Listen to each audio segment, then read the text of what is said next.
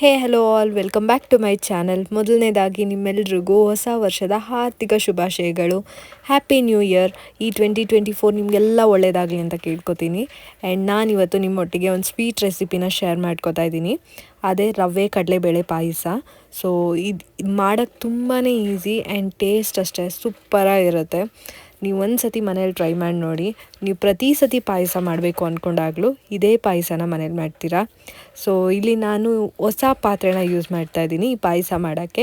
New year ಅಲ್ವಾ, so new beginnings ಥರ. ನಾನಿಲ್ಲಿ ಸ್ಟೆಪ್ ಬೈ ಸ್ಟೆಪ್ ಪ್ರಾಸೆಸ್ನ ತೋರಿಸ್ತಾ ಹೋಗ್ತೀನಿ ಪಾಯಸ ಹೇಗೆ ಮಾಡೋದು ಅಂತ. ಮೊದಲನೇದಾಗಿ ಈ ಪಾತ್ರೆಯಲ್ಲಿ ನಾನು ಸ್ವಲ್ಪ ತುಪ್ಪನ ಸೇರಿಸ್ಕೊಂಡಿದ್ದೀನಿ. ನಿಮ್ಮ ಇಷ್ಟ, ನಿಮ್ಗೆ ಎಷ್ಟು ಬೇಕೋ ಅಷ್ಟು ತುಪ್ಪನ ನೀವು ಸೇರಿಸ್ಕೋಬೋದು. ನಾನಿಲ್ಲಿ ಸ್ವಲ್ಪ ಕಡಿಮೆನೇ ಹಾಕಿದ್ದೀನಿ, ಯಾಕಂದರೆ ನಮ್ಮ ಮನೇಲಿ ಅಷ್ಟೊಂದು ಇಷ್ಟಪಡಲ್ಲ ತುಪ್ಪ ಜಾಸ್ತಿ ಹಾಕಿದ್ರೆ. ಸೊ ಹಾಗಾಗಿ ಸ್ವಲ್ಪ ತುಪ್ಪನ ಹಾಕಿ ಅದಕ್ಕೆ ಬಾದಾಮಿನ ಚಿಕ್ಕದಾಗಿ ಕಟ್ ಮಾಡ್ಕೊಂಡಿದ್ದೆ ಪೀಸಸ್ಸು. ಸೊ ಅದನ್ನು ಹಾಕಿ ಸ್ವಲ್ಪ ದ್ರಾಕ್ಷಿನ ಹಾಕಿ ಸ್ವಲ್ಪ ಬಾಡಿಸ್ಕೊತಾ ಇದ್ದೀನಿ. ಅದು ಚೆನ್ನಾಗಿ ಬಾಡಿಸ್ಕೊಂಡಿದ್ದೆಲ್ಲ ಆದಮೇಲೆ ನಾನು ಒಂದು ಮಿಕ್ಸಿ ಜಾರಲ್ಲಿ ಸ್ವಲ್ಪ ಕಾಯಿ ತುರಿನ ಹಾಕ್ಕೊಂಡು ಅದಕ್ಕೆ ಸ್ವಲ್ಪ ನೀರು ಸೇರಿಸ್ಕೊಂಡು ನುಣ್ಣಗೆ ರುಬ್ಕೊಬೇಕು. ಅದನ್ನು ನಾನಿಲ್ಲಿ ಆ್ಯಡ್ ಮಾಡ್ತಾಯಿದ್ದೀನಿ. ಇದನ್ನು ಹಾಕಿದ್ದಾದಮೇಲೆ ಅದೊಂದು ಕುದಿ ಬರಬೇಕು. ಒಂದು ಕುದಿ ಬರೋವರೆಗೂ ವೆಯ್ಟ್ ಮಾಡೋಣ. ಮೀನ್ವೈಲ್ ನಾನಿಲ್ಲಿ ಚನಾ ದಾಲ್ ಅಂದರೆ ಕಡಲೆಬೇಳೆನ ಒಂದು ವಿಷಿಲ್ ಕೂಗಿಸ್ಕೊಂಡಿದ್ದೀನಿ. ಒಂದು ಕಪ್ಪಷ್ಟು ಕಡಲೆಬೇಳೆ ತೊಗೊಂಡಿದ್ದೆ. ಸೊ ಅದನ್ನು ಒಂದು ವಿಷಿಲ್ ಕೂಗಿಸ್ಕೊಂಡು ಸೈಡಿಗೆ ತೆಗೆದಿಟ್ಕೊಂಡಿದ್ದೀನಿ. ರವೆನೂ ಅಷ್ಟೇ 1 ಕಪ್ ರವೆ ತೊಗೊಂಡಿದ್ದೆ, ಅದನ್ನು ಹುರಿದು ಅದನ್ನು ಸಹ ಸೈಡ್ಗೆ ಇಟ್ಕೊಂಡಿದ್ದೀನಿ. ನೀವು ನೋಡ್ತಿರ್ಬೋದು ಇಲ್ಲಿ ಕಾಯಿ ಹಾಲು ಹಾಕಿದ್ವಲ್ಲ ಅದೊಂದು ಕುದಿ ಬಂದಿದೆ. So it's time to add chana dal. ನಾವು ಬೇಯಿಸಿ ಇಟ್ಕೊಂಡಿದ್ವಲ್ಲ ಆ ಕಡಲೆಬೇಳೆನ ನಾವಿಲ್ಲಿ ಆ್ಯಡ್ ಮಾಡ್ಕೊಬೇಕು. ನಿಮ್ಮ ಇಷ್ಟ, ನಿಮಗೆ ರವೆ ಜಾಸ್ತಿ ಹಾಕ್ಕೊಬೇಕು ಅಂತಿದ್ರೆ ರವೆನ ಜಾಸ್ತಿ ಹಾಕ್ಕೊಬೋದು, ಅಥವಾ ಕಡಲೆಬೇಳೆನ ಜಾಸ್ತಿ ಹಾಕ್ಕೊಬೇಕು ಅಂತಿದ್ರೆ ಅದನ್ನು ಜಾಸ್ತಿ ಹಾಕ್ಕೊಬೋದು. ನಿಮಗೆ ಯಾವ ರೀತಿ ಪಾಯಸ ಇಷ್ಟ ಆಗುತ್ತೋ ಆ ರೀತಿ ನೀವು ಆಲ್ಟ್ರೇಷನ್ಸ್ನ ಮಾಡ್ಕೊಬೋದು. ನೆಕ್ಸ್ಟ್ ಇದೂ ಅಷ್ಟೇ, ನಾವು ಚನಾ ದಾಲ್ ಹಾಕಿದ್ದಾದಮೇಲೆ ಅದು ಚೆನ್ನಾಗಿ ಸ್ವಲ್ಪ ಕುದಿ ಬರಬೇಕು, ಅಂದರೆ ಬೇಯಬೇಕು ಇದರೊಟ್ಟಿಗೆ.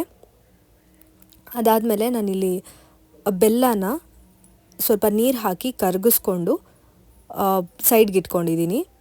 ಅದನ್ನು ನಾವು ಲಾಸ್ಟಲ್ಲಿ ಆ್ಯಡ್ ಮಾಡ್ತೀವಿ, ಬೆಲ್ಲನ ಈಗಲೇ ಆ್ಯಡ್ ಮಾಡಲ್ಲ. ಈಗ ರವೆನ ಆ್ಯಡ್ ಮಾಡ್ಕೊತಾ ಇದ್ದೀನಿ. ಈಗ ರವೆನ ಆ್ಯಡ್ ಮಾಡಿದ್ದಾದಮೇಲೆ ಒಂದು 3 to 5 ಮಿನಿಟ್ಸ್ ಬಿಡಬೇಕು. ರವೆ ಬೇಯಬೇಕಲ್ವ, ಸೊ ಹಾಗಾಗಿ ಅದು ಚೆನ್ನಾಗಿ ಕುದ್ದಿದ್ದಾದಮೇಲೆ ರವೆ ನಾನಿಲ್ಲಿ ಬೆಲ್ಲನ ಆ್ಯಡ್ ಮಾಡ್ಕೊತಾ ಇದ್ದೀನಿ. ರೀಸನ್ ಏನಪ್ಪ ಅಂದರೆ ಈ ರೀತಿ ಸೋದಿಸ್ಕೊಳ್ಳೋದು ಬೆಲ್ಲದಲ್ಲಿ ತುಂಬಾ ಗಲೀಜಿನ ಅಂಶ ಇರುತ್ತೆ. ನೀವು ನೋಡ್ತಿರ್ಬೋದು, ನಾನೀಗ ಸೋದಿಸಿದ್ನಲ್ವ ಸ್ಟ್ರೈನರಲ್ಲಿ ಚಿಕ್ಕದು ಬ್ಲ್ಯಾಕ್ ಪಾರ್ಟಿಕಲ್ಸ್ ನಿಮಗೆ ಕಾಣಿಸ್ತು. ಸೊ ಹಾಗಾಗಿ ಒಂದು ಸತಿ ಸೋದಿಸ್ಕೊಂಡು ಅದಾದಮೇಲೆ ಆ್ಯಡ್ ಮಾಡ್ಕೊಬೇಕು. ನನಗಿಲ್ಲಿ ಸ್ವೀಟ್ನೆಸ್ ಸ್ವಲ್ಪ ಕಡಿಮೆ ಆಯಿತು ಅಂತ ಅನ್ನಿಸ್ತು ಪಾಯಸದಲ್ಲಿ. ಸೊ ಹಾಗಾಗಿ 2 ಸ್ಪೂನ್ ಸಕ್ಕರೆನ ಆ್ಯಡ್ ಮಾಡಿಕೊಂಡೆ. ಇದೆಲ್ಲ ಆ್ಯಡ್ ಮಾಡ್ಕೊಂಡಿದ್ದಾದಮೇಲೆ 1-2 ಕುದಿ ಬರೋಕ್ಕೆ ಬಿಡಬೇಕು. ಬಿಟ್ಟಿದ್ದಾದಮೇಲೆ ಪಾಯಸ ಆಲ್ಮೋಸ್ಟ್ ರೆಡಿ ಆಗಿದೆ ಅಂತ ಅರ್ಥ. ಈ ಪಾಯಸದೊಟ್ಟಿಗೆ ಸ್ವಲ್ಪ ಸ್ವೀಟ್ ಬೂಂದಿನ ಹಾಕ್ಕೊಂಡು ಸರ್ವ್ ಮಾಡಿಕೊಂಡ್ರೆ ತುಂಬ ಚೆನ್ನಾಗಿರುತ್ತೆ. ನೋಡಿದ್ರಲ್ವ ಎಷ್ಟು ಈಸಿಯಾಗಿ ಈ ರೆಸಿಪಿನ ಮಾಡ್ಕೋಬೋದು ಅಂತ. ನೀವು ನಿಮ್ಮ ಮನೇಲಿ ಟ್ರೈ ಮಾಡಿ ಹೇಗಾಗಿತ್ತು ಅಂತ ಕಮೆಂಟ್ ಸೆಕ್ಷನಲ್ಲಿ ತಿಳಿಸಿ.